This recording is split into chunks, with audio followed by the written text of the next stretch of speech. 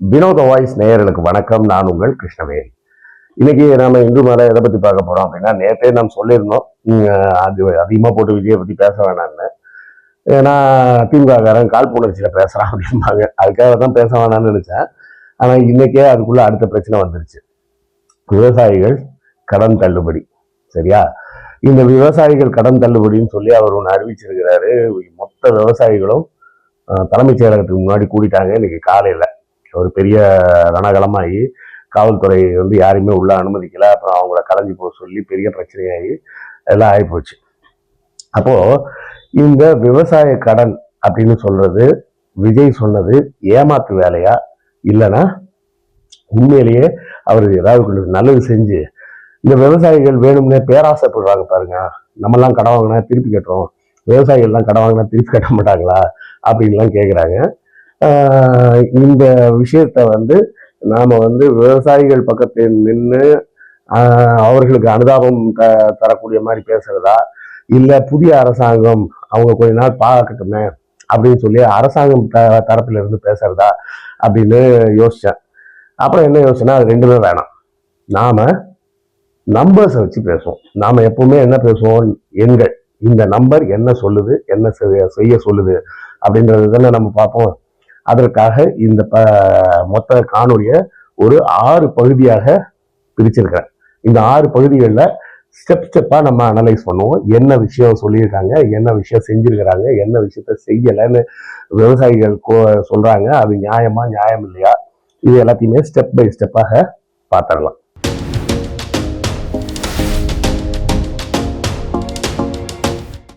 முதல் பகுதியா பார்க்க போறது என்ன பார்க்க போறோம்னா, தமிழ்நாட்டில் மொத்த பயிர் கடன் எவ்வளவு. இது என்ன பயிர் கடன் ஒண்ணு சொல்றாங்க, விவசாய கடன் தான் முடிஞ்சு போச்சுல சார் அப்படின்னா, விவசாயிகளுக்கு வாங்கக்கூடிய கடன் 2 வகையாக பிரிக்கப்படுது. ஒன்று பொதுவான விவசாய கடன், இன்னொன்னு விவசாயிகளுக்கான பயிர் கடன். அது ரெண்டுக்கும் என்ன வித்தியாசம் அப்படின்னு கேட்டீங்கன்னா, சாதாரணமான ஒரு விவசாய கடன் அப்படிங்கிறது எதெல்லாம் வரும் அப்படின்னு பாத்தீங்கன்னா, இப்ப அந்த விவசாயி தன்னுடைய வயல்லையே ஓய்வெடுப்பதற்கு ஒரு சின்ன ரூம் மாதிரி கட்டலான்னு பிளான் பண்றாரு, ஒரு கிணறு தோண்டணும்னு பிளான் பண்றாரு, இல்ல ஆள் துவாய் கிணறு போடணும்னு பிளான் பண்றாரு, இல்ல ஒரு டிராக்டர் வாங்கணும்னு பிளான் பண்றாரு, இல்ல ஒரு ஹார்வெஸ்டிங் மிஷின் அறுவடை எந்திரம் வாங்கணும்னு பிளான் பண்றாரு. இப்படி விவசாயத்துக்கு பயன்படக்கூடிய பொருள்கள், ஆனா விவசாயத்துக்கு நேரடியாக தொடர்பு இல்லாத கடன், அந்த மாதிரி கடன்களை விவசாய கடன் தான் சொல்லுவாங்க. பயிர் கடன்றது என்னன்னா, இந்த முறை இந்த பயிரை நான் பயிரிட போகிறேன், அதுக்கு எனக்கு இவ்வளவு செலவாகும், அதுக்கு கடன் கொடுங்க. இப்போ ஒருத்தர் வாழை போடுறாரு அப்படின்னா, நான் வாழை போட போறேங்க, இதுக்கு மொத்த செலவு கிட்டத்தட்ட ஒரு 75,000 ரூபாய் வருது, எனக்கு அதை கடனா கொடுங்க, அந்த மாதிரி போய் கேட்டாங்கன்னா அதுக்கு பேர் பயிர் கடன். இந்த விவசாயிகள் 3 வகையாக பிரிக்கப்பட்டிருக்காங்க. சிறு குறு மற்றும் பிற விவசாயிகள். அதாவது சிறு விவசாயிகள்னு சொல்றத அவங்க 2.5 ஏக்கருக்கு கம்மியா வச்சிருக்கக்கூடிய விவசாயிகளை சிறு விவசாயிகள்னு சொல்றாங்க. குறு விவசாயிகள்னு சொல்றது 2.5 ஏக்கருக்கு மேல 5 ஏக்கருக்கு கம்மியா வச்சிருக்கிறவங்கள குறு விவசாயிகள்னு சொல்றாங்க. 5 ஏக்கருக்கு மேல இருக்கிறவங்கலாம் ஜெனரல் கேட்டகரின்னு பிரிச்சிடறாங்க. இப்படிதான் 3 கேட்டகரியா பிரிச்சிருக்காங்க. இந்த 3 கேட்டகரியை சேர்ந்தவர்களுக்கும் இந்த பயிர் கடன் வாங்குவதற்கு முழு தகுதி படைத்தவர்கள். விவசாய நிலம் இருக்கணும், அவங்க தங்களை விவசாயியா பதிவு பண்ணிடணும், அவ்வளவுதான் விஷயம். போய் கடன் வாங்கலாம். இந்த கடனோட உண்மை நிலவரம் என்னன்னு பார்ப்போம். அதாவது மொத்த விவசாய கடன் எடுத்தீங்கன்னா அது கிட்டத்தட்ட 4 லட்சம் கோடி ரூபாய்க்கு வந்துடும். ஏது டிராக்டரு, கிணறு, பயிர் கடன் எல்லாத்தையும் ஒன்னா சேர்த்தீங்கன்னா கிட்டத்தட்ட 3.95 லட்சம் கோடி தமிழ்நாட்டு விவசாயிகள் வாங்கி இருக்கக்கூடிய கடன். சரியா? அது கிட்டத்தட்ட நம்ம தமிழ்நாட்டு ஒரு ஆண்டு பட்ஜெட்டுக்கு ஈக்குவலான ஒரு அமௌண்ட்.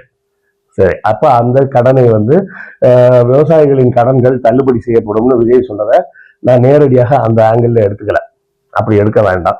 சரியா? டிராக்டர் வாங்கின கடன் எல்லாம் தள்ளுபடி பண்ணுங்கன்னு சொல்லி கேட்கறது நியாயமும் கிடையாது. கிணறு வெட்டினதுக்காக வாங்கின கடனை தள்ளுபடி பண்ணுங்கன்னு சொல்றதும் நியாயம் கிடையாது. அதெல்லாம் இன்வெஸ்ட்மெண்ட் மாதிரி. அதனால அந்த இன்வெஸ்ட்மெண்ட் எல்லாம் தள்ளுபடி பண்ணுங்கன்னு சொல்லல. இது ஆபரேஷனல் செலவு, நடைமுறையில நடக்கக்கூடிய செலவு. பயிர் விளைஞ்சாதான் உண்டு, பயிர் விளையாம நாசமா போச்சுன்னா அந்த போட்ட பணம் மொத்தமும் போயிடும். ஸோ அந்த பயிர் கடனை மட்டும் கணக்கில் எடுத்தோம்னா தமிழ்நாட்டில் பயிர் கடன் எவ்வளவு இருக்குன்னு பாத்தீங்கன்னா, சுமார் அதாவது 2025 டிசம்பர் நிலவரப்படி 1,65,000 கோடி ரூபாய் இந்த பயிர் கடன் மட்டும் வாங்கியிருக்கிறாங்க. இந்த பயிர் கடன்கள் எங்கெல்லாம் வாங்க முடியும் அப்படின்னு பாத்தீங்கன்னா, கூட்டுறவு வங்கிகள், கோஆபரேட்டிவ் பேங்க்னு சொல்றாங்கல்ல, அந்த மாதிரி கூட்டுறவு வங்கிகள்ல வாங்கலாம், வணிக வங்கிகள்ல வாங்கலாம். அதுவே கூட்டுறவுல லேண்ட் டெவலப்மெண்ட் பேங்க்னு ஒன்று இருக்குது, அங்கேயும் வாங்கலாம். கூட்டுறவு வங்கி, வெறும் கூட்டுறவு வங்கிகள்லயும் வாங்கலாம். வணிக வங்கிகள் சாதாரண பிரைவேட் பேங்க்லயும் போய் பயிர் கடன்கள் வாங்கலாம். கேசிசி கடன் ஒரு செக்மெண்ட் இருக்கு. சுழற்சி கடன் வரம்புகள், ஒரு கிரெடிட் லிமிட் கொடுத்து அதுல ரொட்டேஷன்லயே அவங்க யூஸ் பண்ணிட்டு இருக்கலாம்.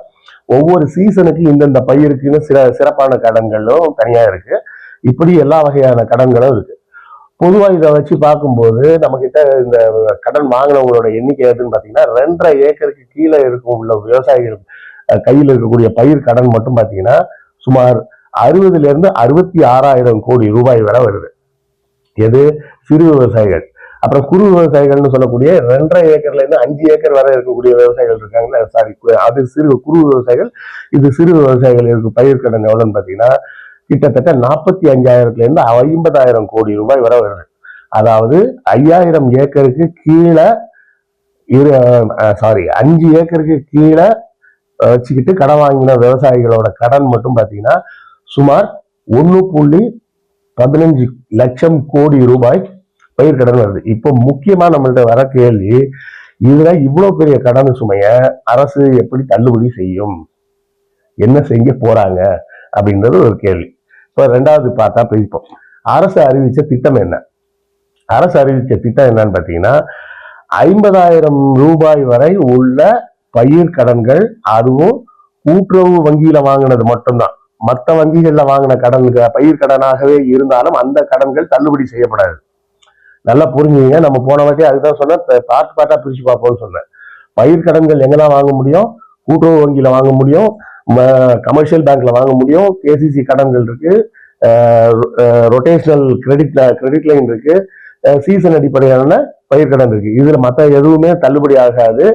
கூட்டுறவு துறையில கூட்டுறவு வங்கிகள்ல வாங்கின கடன் மட்டும்தான் தள்ளுபடி. அதுவும் 50,000 ரூபாய் வரைதான் தள்ளுபடி.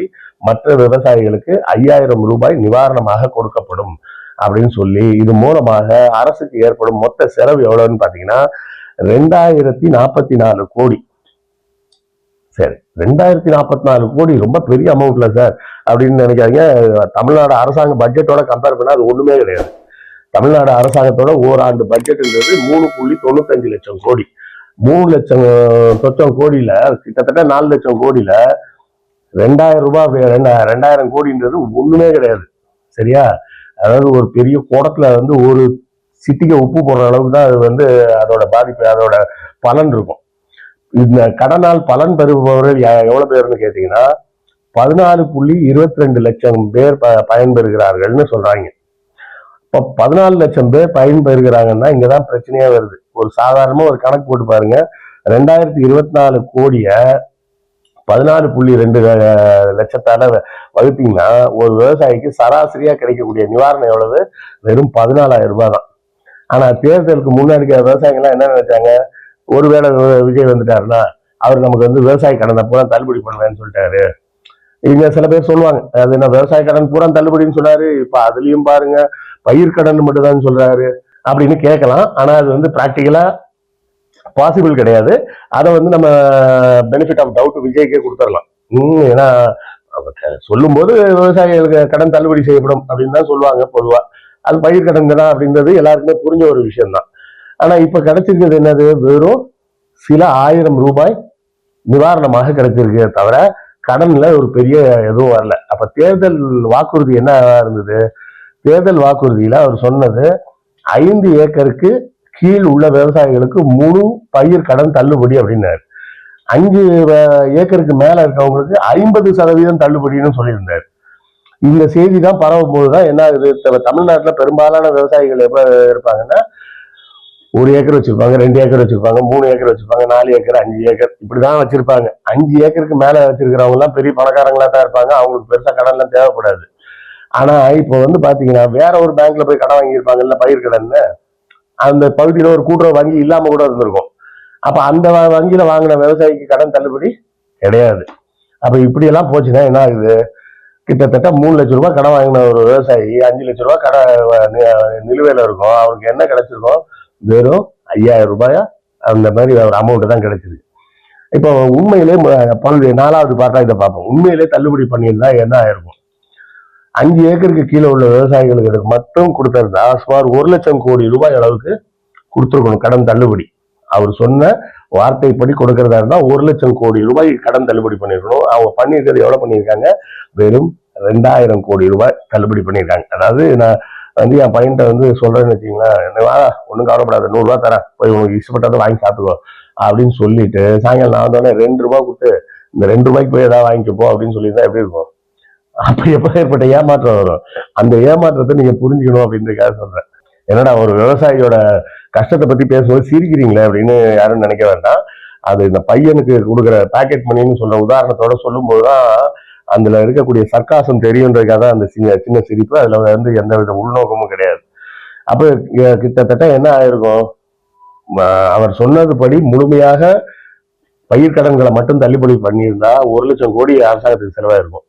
இல்ல அதுல பாதி பண்ணியிருந்தா கூட 50,000 கோடி செலவாயிருக்கும். இப்ப பண்ணியிருக்கிறது வெறும் 2000 கோடி ரூபாய்க்கு தான் பண்ணியிருக்கிறாங்களே தவிர அதுக்கு மேல பண்ணிட்டு இதை வந்து வரலாற்று சாதனை அப்படின்லாம் வேற பேசிட்டு இருக்காங்க. இது சாதனை எல்லாம் இல்லை, இது வெறும் அரசியல் விளம்பரம். சரி, 5வது பகுதிக்கு வரும். விவசாயிகளின் உண்மையான பிரச்சனை என்ன?